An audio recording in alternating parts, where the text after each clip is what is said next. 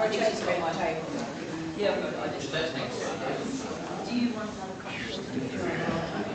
that seemed to be quite effective, the 1 minute warning, so...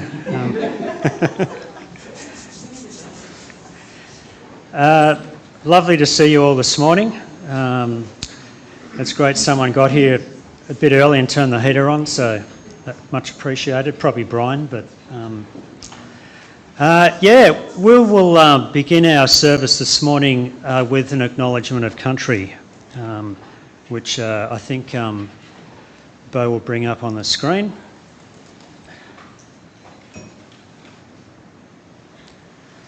As we start today, I'd like to acknowledge the traditional owners of the land on which we are meeting today, the Wurundjeri people of the Kulin Nation, and pay my respects to their elders past, present and emerging.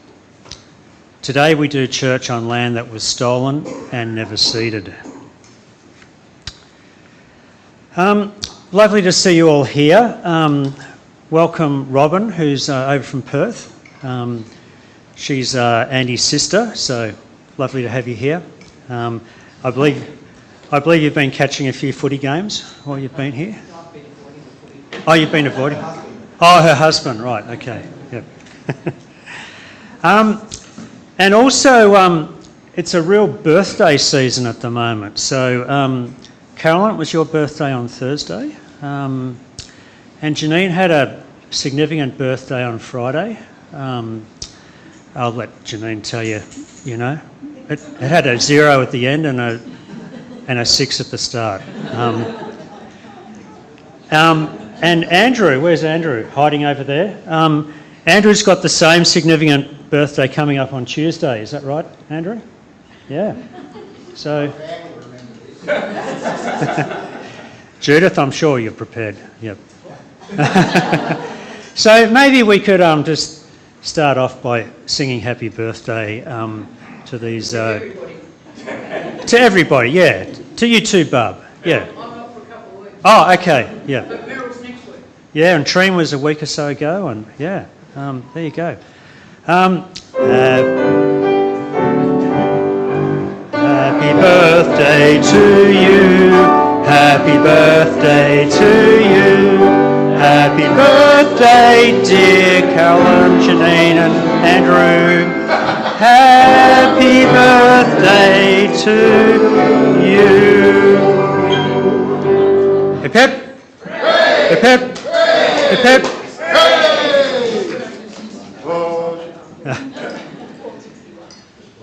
Right. So we've got a pretty interesting theme this morning. Is there wisdom in politics, or did God save Donald Trump? So it'll be fascinating to see what we do with that this morning and where we go. But looking forward to discussing that together. And I'll now ask Andrew to come up and light the Christ candle, and then after that, Barb is going to bring us our first set of readings. Thanks, Andrew. Just checking.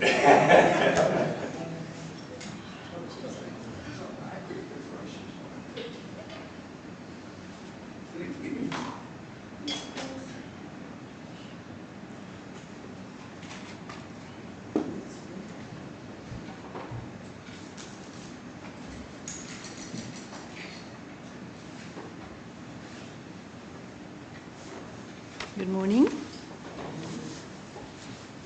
All you 6-ish people, you're all babies. Aren't they, Gwen? Okay. Reading. The first reading, Psalm chapter 82, verse 3. Just give justice to the weak and the orphan. Maintain the right of the lowly and the destitute. Isaiah chapter 1 verse 17. Learn to do good, seek justice, rescue the oppressed, defend the orphan, and plead for the widow. And Micah chapter 6 verse 8. He has told you, O mortal, what is good. And what does the Lord require of you but to do justice and to love kindness and to walk humbly with your God?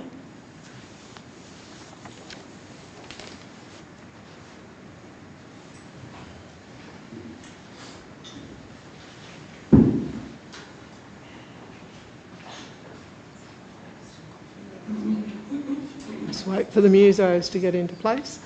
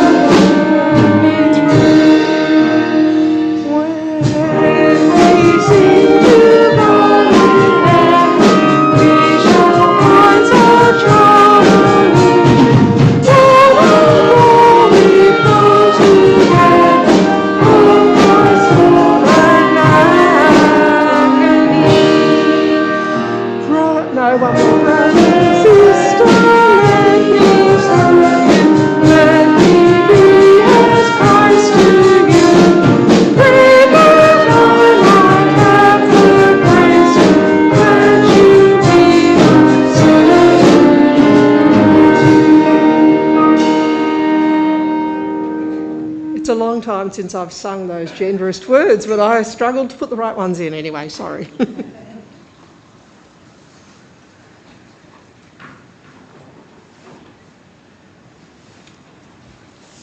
Continuing the readings with Luke chapter 11, verse 42. But woe to you, Pharisees, for you tithe mint and rue and herbs of all kinds, and neglect justice and the love of God. It is these you ought to have practiced without neglecting the others. 1 Corinthians chapter 13, verses 4 to 7. Love is patient. Love is kind.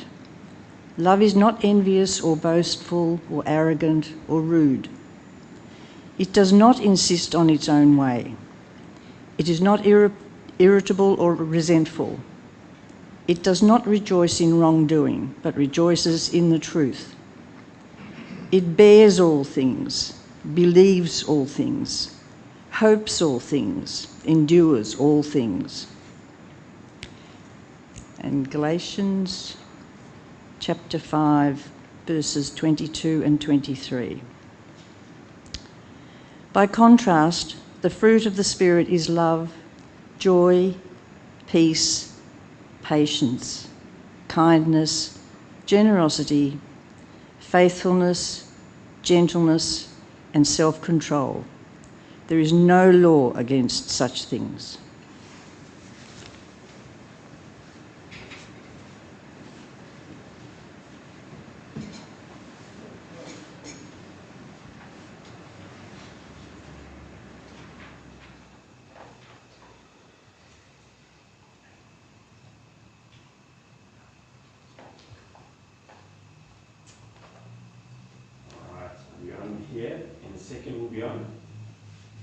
Maybe.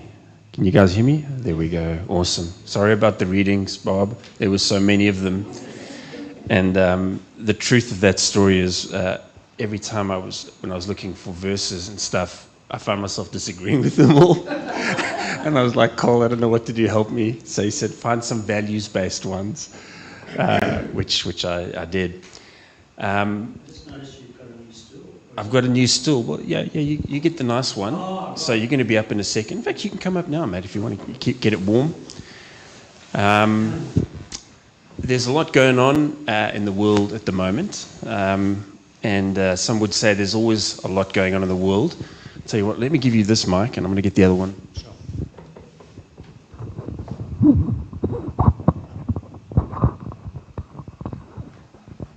All right. Oh, that sounds nice. The political world is also a full and complicated space, and politics has an enormous impact in our world. Why are you smiling at me? Was that something funny? Oh, okay. I'm looking for comfort or something. I don't know. Maybe I'm nervous. Kind of big decisions and have enormous impact for good or ill. Decisions around housing, schooling, health, questions of gay marriage, indigenous issues. And of course, in the last few weeks, one of the many events that have happened in the world is questions around the American election, which has become front and center, which kind of trumps everything else. Thank you. And so Col and I have been having a bit of a back and forth over the last month, and around a whole range of things. Should Biden step down? Shouldn't he step down? And all those really important questions. And we thought it would be useful to have a conversation around politics in our Sunday gathering. And I think it actually sets us up quite well for the next 2 weeks. So John Rogerson will be talking about Nelson Mandela next week as well. And then, of course, Brooke Prentice for Indigenous Persons Day will be with us the week after. And I think it was with Andrew, we were emailing this week, and I said to Andrew, I'm a bit nervous about talking about politics so openly at church on Sunday. And Andrew's reply was, it could be worse, you could be talking about sex or religion. But I also want to make clear that Col and I, we're not claiming that our conversation, is the definitive view, or that we're more knowledgeable than anybody else out here, or that our views represent what God would think if we could figure that out. But I do think the very process about talking about politics in church is important. And actually, that's a deeply contested idea about whether talking about politics in church is a good thing or not, or whether politics should have anything to do with church. Growing up in South Africa,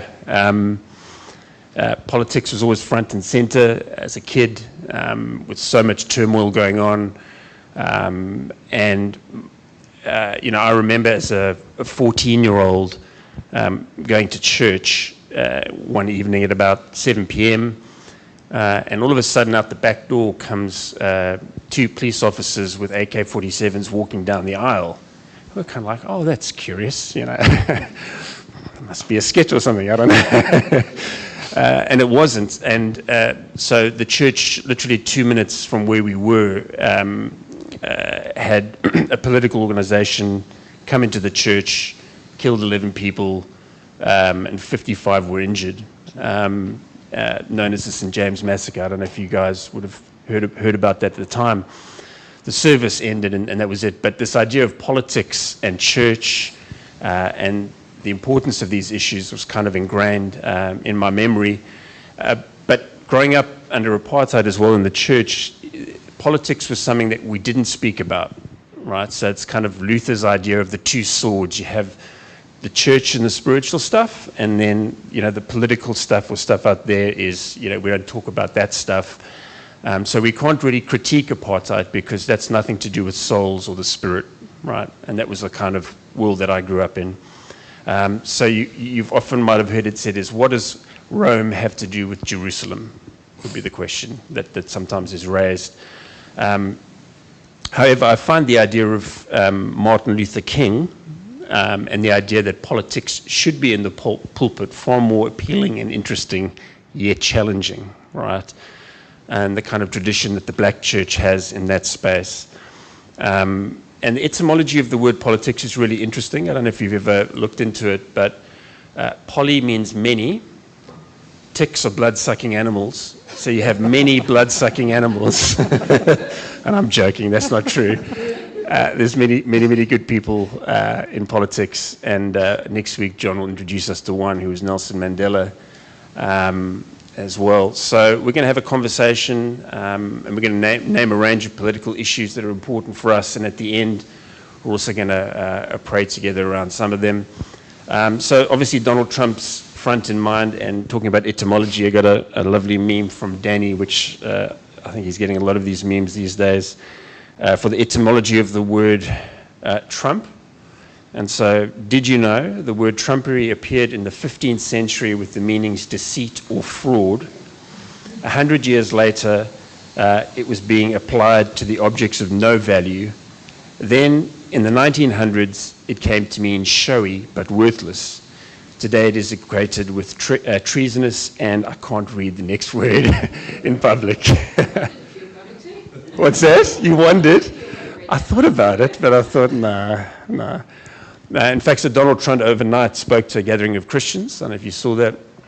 A wonderful speech, beautiful speech, as he would say. And he spoke to his lovely Christians, he calls them. He says, my lovely Christians, just vote for me this time. You won't need to vote in 4 years' time, which is curious. He believed God saved him. I don't know if you saw that language from the assassination attempt. I think that's deeply problematic, particularly when somebody else was killed there as well. What does it mean that God would have saved him and not someone else? You know, the interesting thing about the change this week in that context is that Kamala Harris is now going to run against him, and she identifies as a progressive Christian in terms of the history of the black church and stuff, which I find really interesting. So we've decided to give her honorary membership of Hartwell, as long as she's willing to go on the roster. But we're going to talk about politics in the States, and then we're also going to talk a little bit about Australia, and we'll see where it goes. But I thought, Col, I might just start off with asking you this question. Why is politics so important to you? What is it about the process itself, and then also the American election that kind of gets you animated? I'm glad, Brian, that you gave me the highest stool, because I sort of feel like, you know. Yeah, indeed. No, yeah. I definitely look up to you. Worked out well. No, I mean, I'm more at your level now. But my dad had a keen interest in politics, and so, so I think I got some of that from him, and he was quite interested in news and current affairs and regular evening news watcher and stuff. I think for me personally, my interest in politics has increased, particularly around the environment. Yep. Because now that we as a species are in a position to be able to significantly affect our environment, then how our leaders see the environment and the policies that they promote, or to me just has much more of a significant impact than previously. So I think that's that's been something that's been quite strong for me. But also just if I think about values, and thanks, I know we gave you a fair bit of work this morning, Barb, but you did really well. But just from a values point of view, and a lot of the words that you read this morning were just full of really admirable and significant virtues and values. To me, the extent to which our politicians and their policies reflect that. And I think for me, and this is I guess a growing edge for me, but it's almost a bit of a visceral thing for me, because back in the 2019 election, I was really invested in who was going to win that. The American one? No, sorry, the Australian one. Oh, yeah. Yep. The Australian one. So that was the one between ScoMo and Shorten. And I was really invested in the outcome of that, to the extent that I sort of lost my appetite for about 6 weeks. And I remember serving morning tea one morning, and Julie Adam came up to me and she said, "Col, have you lost weight?" And I said, "Yeah, I have actually." Anyway, it was just, my friends and family were saying, "Col, you sort of realise that you don't have a lot of agency in the outcome here, you know?" And that's right, I don't.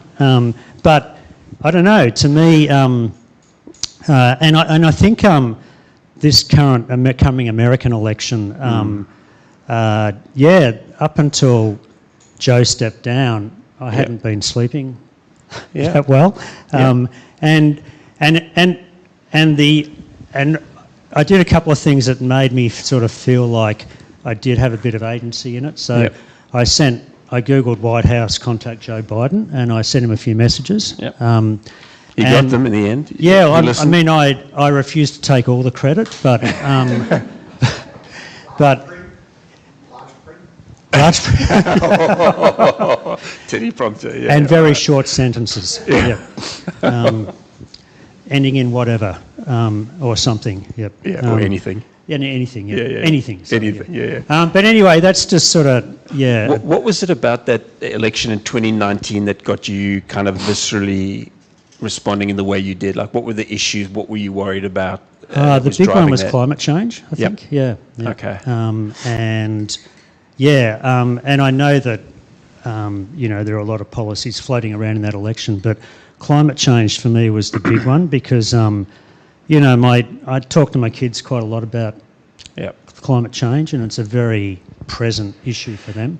And I do sort of feel like the next 10 years are pretty important from that. Yeah. It's funny, that kind of response. I think it was in 2020 when there was a chance that Dutton was going to, get, when they have the spill motion, and there was a chance and Dutton would come in. And I started to panic a little bit like that as well. And I thought, what can I do? And I decided I'll join the Labour Party. So I became a paid-up member of the Labour Party. But there was that kind of response. Oh my goodness. I was so worried about his views around a whole range of things, and I appreciate people might support Peter in the Liberal Party. I'm not having a go, but it was questions around boycotting the sorry vote, and there were questions around same-sex marriage that made me quite anxious around him coming, which had that kind of similar response. What was it about this election in America that's keeping you up? I think I personally feel like democracy is on the ticket. And to me, it wouldn't matter so much if America wasn't the most powerful country in the world. So, and I also think the Inflation Reduction Act in the States and the game changer that is around investment in renewable technologies. I just sort of think that is just amazing. China's doing a lot in that space as well. So, when I hear Trump's mantra around drill, baby, drill, it scares me, I guess. But I guess the other thing that, and you touched on it before, Brian, was that, and I'm really pleased we're having this conversation this morning, and I know that neither of us think that we're, the experts by any means, but I just think it's great to be able to talk about this as a community. And if I think about sort of previous history, if I look, Highfield Road has been, from my understanding, quite politically active for some time, like in the marriage equality. There was even a motion at CCVT conference and all that sort of thing. Whereas here at the Avenue, we've talked about it a lot, sort of as a community, not as much from the front, but we haven't necessarily taken a stance on political issues. I felt like we didn't have a real history of that. A few of us went to the Fed Square back in the early 2000s to the protest rally against the invasion of Iraq, and that was pretty meaningful. But when the voice came up, and I know that all ended in tears, but when we as a community, and it wasn't just the Avenue this time, but it was Hartwell, decided that we would support the voice as a community, and to me that was a really significant step in terms of our engagement in the political sphere. And we put a few signs up, and the one that was put up on number 10 Warrigal Road, someone tore it down, but anyway, that's just what happens. But yeah, so sorry, what was the question again? I don't know, but what you're saying is sounding good. What's the American election. Yeah, because I mean, for me as well, there's questions around Ukraine as well, which is important in terms of Eastern Europe. There's questions around the Palestinian-Israel question.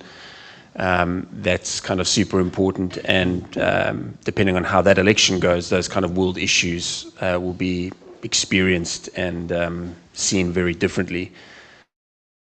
So that's kind of stuff that raises in my mind. Just shifting a little bit to Australia, and then we'll get some other your guys' thoughts as well. But the last 3 Australian prime ministers have claimed that religion is super important in their lives, and what they think. You're thinking of who they are. Kevin Rudd had a brief moment in time. He came back, remember? And for him, Bonhoeffer is super important, right? It's one of his major influences.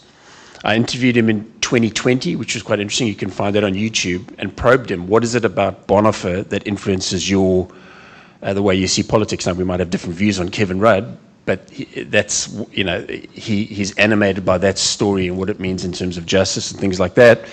Of course, Tony Abbott was Catholic, and Scott Morrison was an open Pentecostal. He saw faith and what that might mean for his life. So that's curious. We don't often think of our politics being animated by religion in the same way maybe that the States is. But yeah, it's an amazing, I can't believe elections come around every 3 years in this country. It's still, after being here for 17 years, find that so intense. But when you think of the Australian political kind of space, where does your mind go in terms of values, issues that you think are important for us to kind of think about? Yeah, I find it hard to not just think about, and we've talked a bit about this previously, but to me, it's about the process as much as anything else. So how do we talk about these complex issues as people, as human beings, respectfully?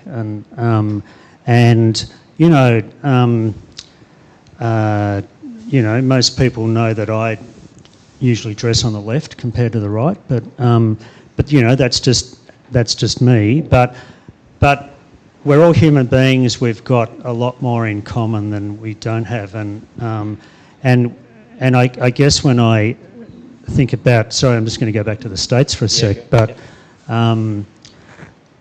there's a whole lot of people in the States who think Donald Trump is the answer to their issues and concerns, and that's all got to come from somewhere. There's such a broad, I don't know how many was it last time, 70 or 80 million Americans voted for Trump. So, that's a huge number of people. So, to me, it's our ability to understand where other people are coming from and to be able to do that in a way that respects the other person. And, Hillary Clinton's comment about, Trump supporters, a basket of deplorables or whatever. Yeah. I mean, I'm sure she wishes she could take that back. But I just think that if we can't have those conversations, and it's becoming more and more difficult to have those conversations because of all the misinformation that's so easily generated in social media. And but I didn't really answer your question. No, it's fine. But I guess I'm interested in, I know Peter and Janine lived in the States for a while, and had good friends who were Democrats and Republicans. And so I guess I'm interested in maybe just putting it out there to Peter or Janine and others as well, just in terms of, what issues do we think are on the table, both here in Australia but also in the States? But also, how can we have these conversations in a more nuanced and respectful way? I think that point's really important. Can you grab on that? Yep. You grab that one? Yeah. Sit there. I probably don't need a microphone. We need it for the online guys. Okay, all right. I think, like as another person who is biased towards the left of politics, it's easy. Closer? Okay, all right. It's easy to see the disagreements that we may have with Donald Trump, and I think one thing that occurs to me is we look at the values before. We need to remember to be kind, to be Donald Trump, to be consistent with our values. But the thing to understand, and it's like I will watch a lot of world news, and CNN is just totally dominated with anti-Trump stuff. And what they don't talk about is, why do so many people feel the need to have to vote for him? What is it about him that 70 or 80 million Americans find attractive compared to the alternative? And there's very little debate and discussion about that issue, rather than just hammering Donald Trump for being, such a for the things that he does, basically. And to me, that's where we all fall down or where the opportunity is, I suppose, to understand the situation. Because if you talk with Donald Trump voters, they'll tell you that he's better for the economy.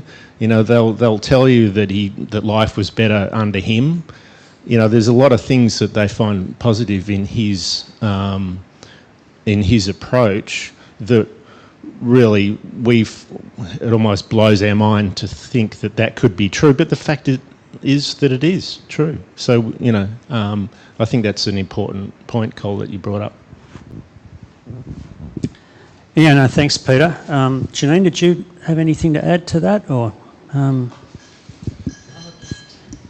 One conversation at a time, in terms of the friends that we still keep in touch with. It was 20 years ago, more than 20 years ago that we lived there, but, friends who would have been Trump voters, and why? Because of his stance on abortion, but, having a conversation with that person about sort of the broader implications of voting for Trump beyond just that one issue. Yeah.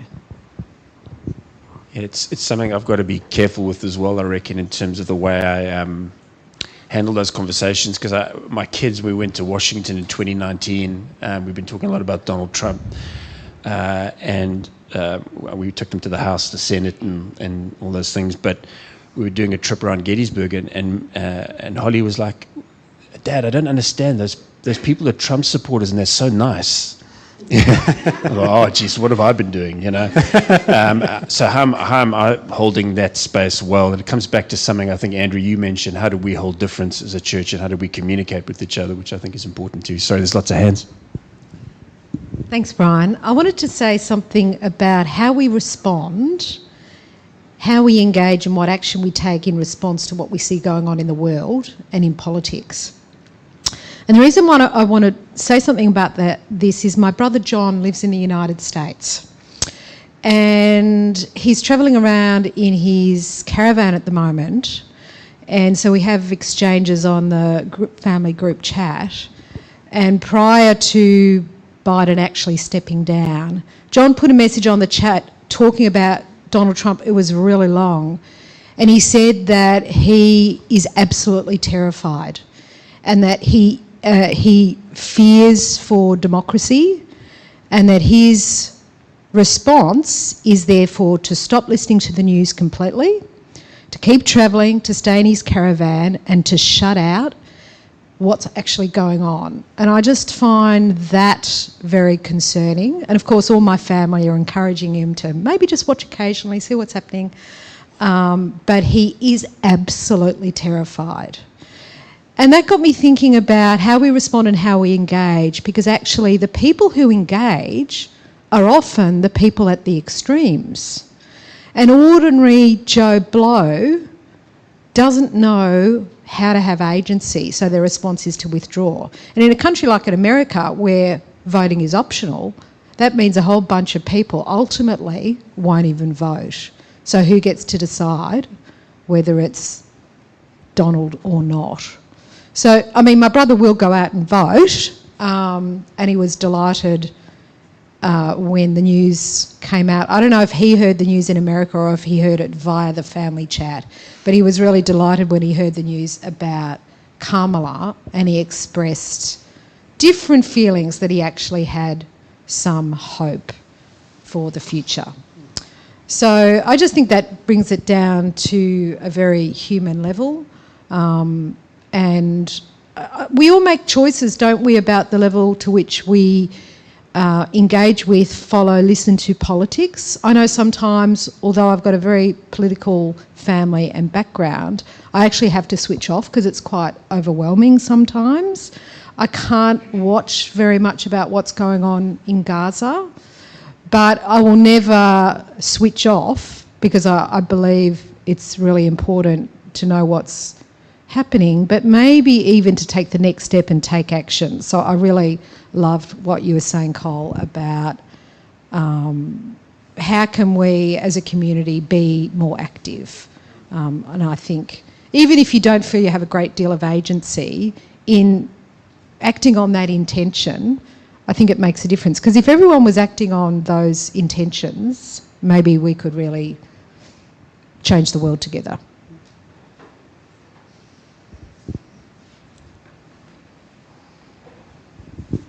You've made the mistake of handing the microphone to me, so you need to be on standby to leap and grab it from my hands. Yeah. Wait, no, you're fired. Okay. You took some of the words out of my mouth. I was going to talk about how it's not compulsory voting in America, and that sort of pushes it. I think in Australia, we are pretty lucky that we do have the compulsory voting rule, because I think that forces a lot of our politics to be moderated in many ways, shapes, and forms. Doesn't mean we don't have extremes. It doesn't mean that we can't have leaders who, say or believe ridiculous things. But it does mean that there is a strong moderating force on what happens here. People say that Australian politics is boring, and my response is good. When it comes to the idea of that separation of religion and state,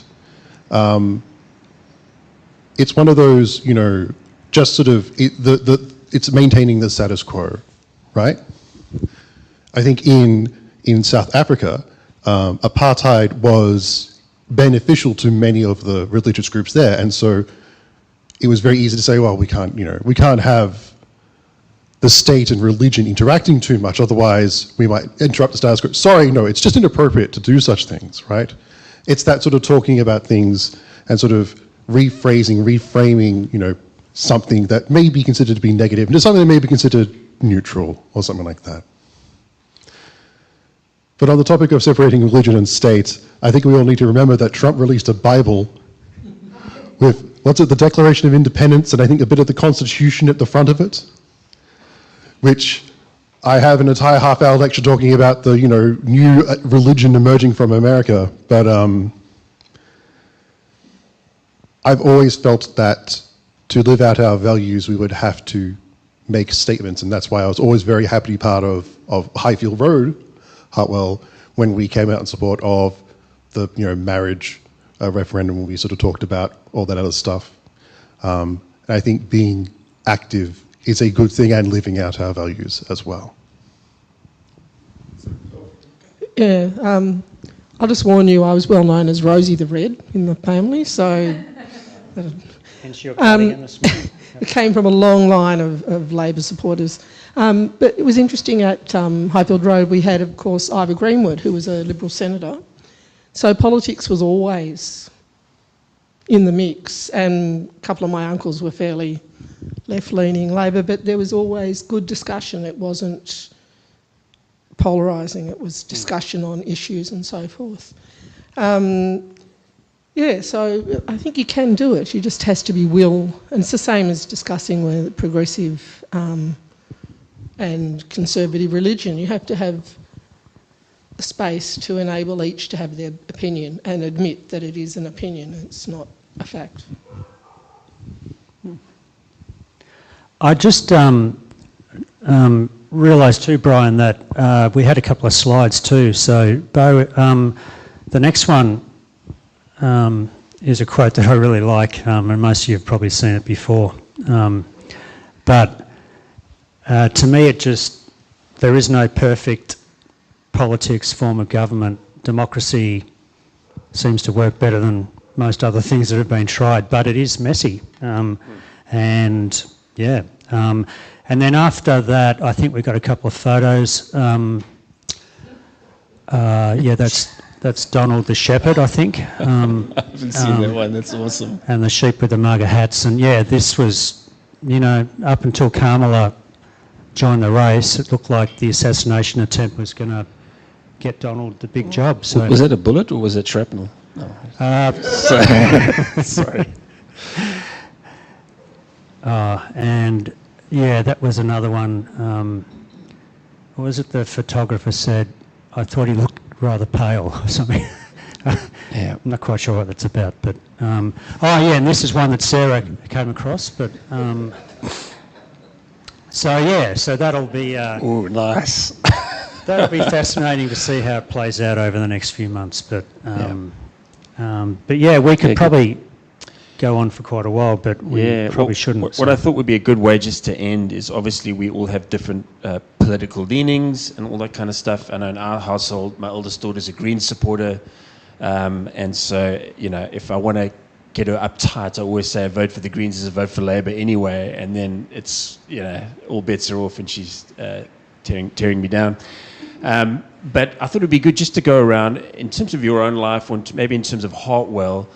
Just briefly, a sentence or a phrase of a political issue that's important to you, and just want to name that. I won't go around with the mic, but if you can just shout out, and I'll maybe repeat that. And these are our kind of prayers and our hopes in kind of bringing this time together. So, just shout out. Climate change. Homelessness. Inclusiveness. There's somebody hand at the back. No? Support for people with mental health issues. Yeah, mental health issues. The value of science. The value of science. Yeah. Unity rather than division. Yeah, unity rather than division. We don't do that well in question time, do we? Showing respect. Showing respect. Yeah.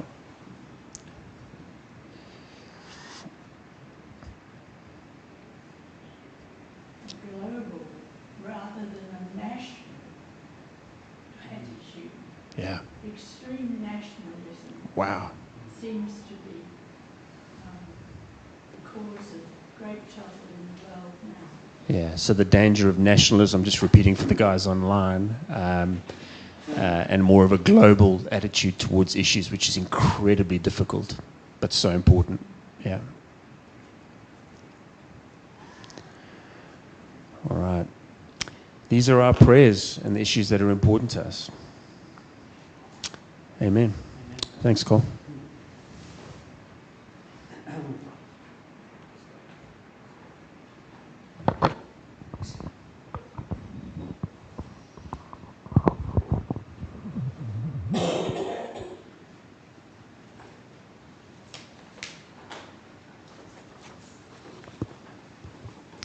We're going to move into... Hi, Sarah. We're going to move into a time of communion now. So I invite you to just, obviously at our tables, if you just prepare for that in terms of the bread and the juice. Yeah, just as we share this, in fact, I'll grab a little bit myself.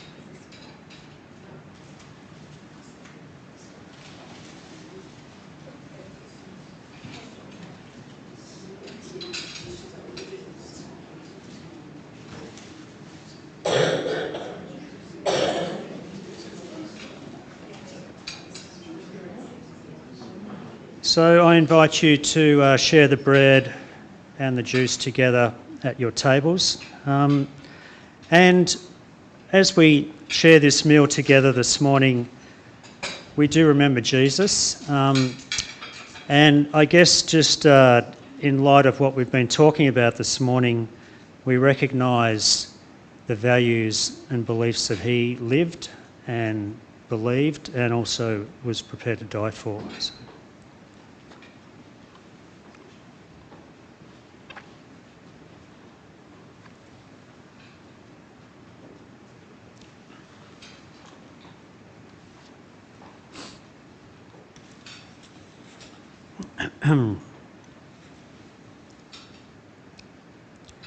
I'd now like to ask Andrew to come up and pray with us this morning.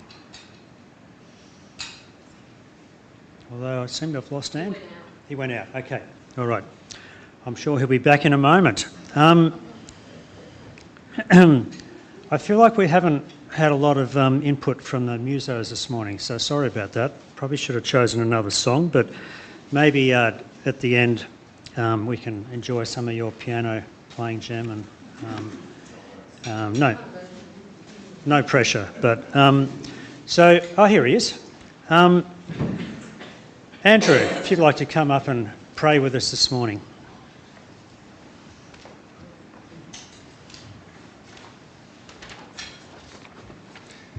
Sorry, I was just looking for a pen because I was going to alter some stuff. No, but I'll have to do it off the cuff. This is entitled, Where is Wisdom? And I think it picks up some stuff that we spoke about before. Wisdom is hard to put your finger on. We all want it, we all need it. Where can we find it? With the smart, the educated, wisdom can be there. With the powerful, those with status, the higher achievers in life, wisdom can also be there. With the loudest voice, the highest profile, sometimes wisdom can be there. On the TV, the media, social media, we may need to sift through a lot, but wisdom can be there.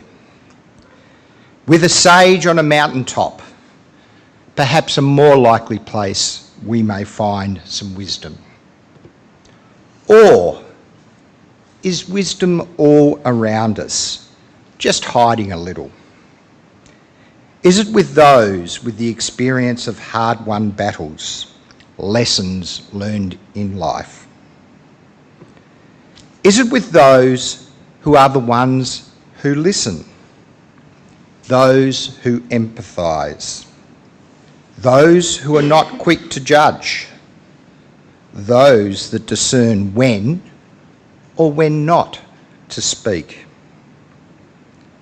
Is it with the ones who may think they're not very wise at all?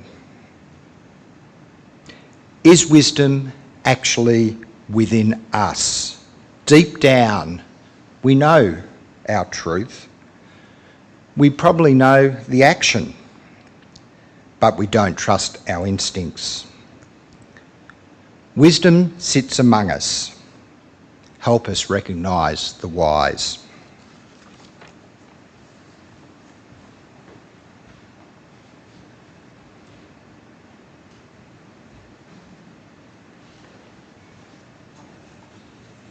Thanks, Andrew. Obviously, as you approach 60, your own wisdom, personal wisdom, is developing as well. So. Looking for a hill. So next Sunday afternoon, we've got an opportunity to spend a few hours learning some more about the Enneagram. So really looking forward to that. I remember as a community at the Avenue many years ago, Jonathan Moore took us in a series of evening sessions about the Enneagram, and it was really helpful and beneficial. So I've just asked Andy to come up and just give us a few words about what's happening next Sunday, and then Rosemary's going to just give us an update from the leadership team. Thanks, Andy.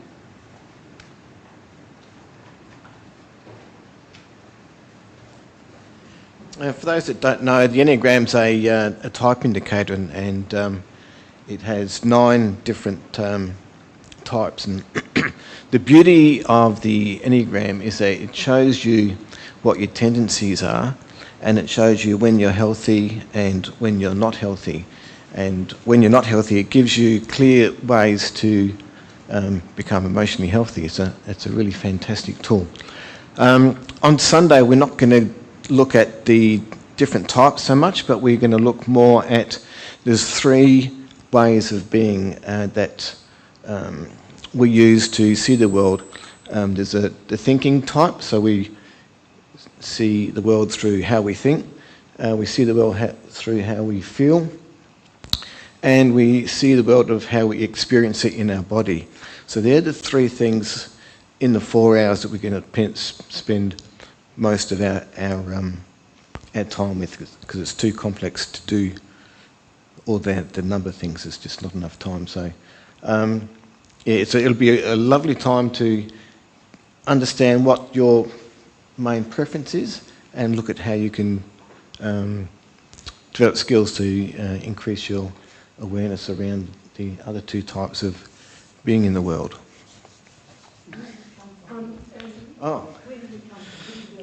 The Enneagram, it's a long time. It started in the Sufis, way back in the old Christian tradition. But it's not just a Christian tradition, but it is being developed and supported by the Catholics when the Catholics started using it, and it was used as an oral tool. It wasn't. It's a long time. And how do people let you know they're coming? Oh, that's a great point. Because there is the people who are staying after church. There's going to be a super roll lunch. So I'd like to know how many people came from the call would be nice. So, yeah, good question. Don't know. I'll have to get back to you on that. Okay. Yeah. Show of hands now. Who's likely to be staying?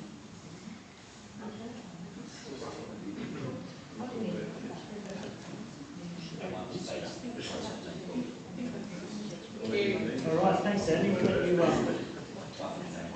Thanks, Andy. Andy, sorry, what time? So church walks into lunch, walks into what? 1 till 4, 3 hours. I'll get some more details and send out an extra bulletin with more details in it, because anyway. So I'm here to do the leadership team report. The first thing we wanted to say is that we're really finding the new portfolio model really great and very energising for the team, and lots of things are getting done, and we're really finding that great. We've already talked about the Enneagram seminar. Now, you may have noticed locks are changing. There's digital locks going on the main doors. When are we finished with that? Is it? Come on up. One of the things that the leadership team wanted was to bring some form of security. We're now getting a lot of expensive equipment. So we've decided to divide the church off from the rest of the building. So we've got a lock on the foyer door, which will be our only main entry into the building.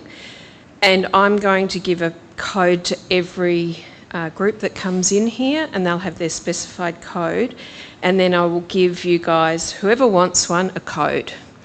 That is going to happen next week when I come back from Meetung, and I've actually worked out how to do it.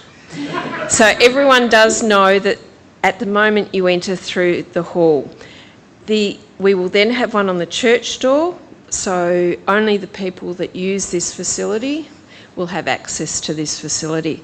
We've changed the locks, so once you're in this building, in here, you can get out. One of the main things we want to make sure is, because we are actually going to close off all the locks from outside, apart from those two, under the red book, which is our, what is it, Peter? Occupational health. We will have access out of every external door that's in the building. So from a fire perspective, once we're in, we can get out. It's just people can't get in too easily. So if you would like a code, and I haven't thought of you, let me know, and it will be going to my phone so I can check who's coming here. No, we're just... You really want your phone to ping it one day, you might drop off stuff for free. Well, look, what we're trying to do is just to see how... We're just trying to correlate who's using the building, how many times they're coming in, is it working? It is a work in progress. So, yes, we will have an override key that we will be leaving in a locked box outside that probably a few people will have a code to. So if someone rings me at 8 o'clock at night and their code isn't working, I will be able to allow them a key to get in. So be patient with me, I am getting there. Thanks, Trine. New Look website, I don't know if you've had a look. In time for Brian's interview on Joy FM, Mike got up a start of a New Look website, which is just the first part of it, and more will be coming. Another thing we're talking about is getting rid of the church landline, because who uses a landline these days? I don't know, we've had a phone call on it forever. So if you have a pressing thing that we should keep the landline, let one of the leadership team know. Talk to Trine. And the 10 Warrigal Road and 246 Highfield Road are both out for rent. I believe someone moved in on the weekend, is that right, Barb, into 246?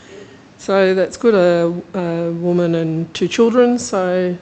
So her name's Shauna? Shauna, yeah. Yeah, and she's got 2 girls that go to Hartwell Primary. So Shauna, and she has 2 daughters at Hartwell Primary, and we gave them a sort of welcome basket thing, and yeah, so... She took pictures and sent them to her mother in Alice Springs to say how much she was being cared for. So she's, yeah, so that's great. She's feeling very cared for, so that's good. And we don't have any news on 10 at this stage? Still on the market. Still on the market. Hoping for some good news this week. Good-o. And the leadership team are having a retreat day in August, so with the spirituality group. So, and I was meant to bring the survey and nail you all to the floor till you did it, and I forgot to bring them. So next week I'll be doing that, nailing you all to the floor till you've done it. And there was a bit Michael put in. Oh no, I won't say that because you know what Michael's like. Okay, thank you. Now we're going to finish with May the Road Rise. Can you start, please? I never start on the right note. May the road rise to meet you. May the wind be always at your back. May the sun shine warm upon your face. The rains fall soft upon your fields. And until we meet again, may God hold you in the palm of their hand. May God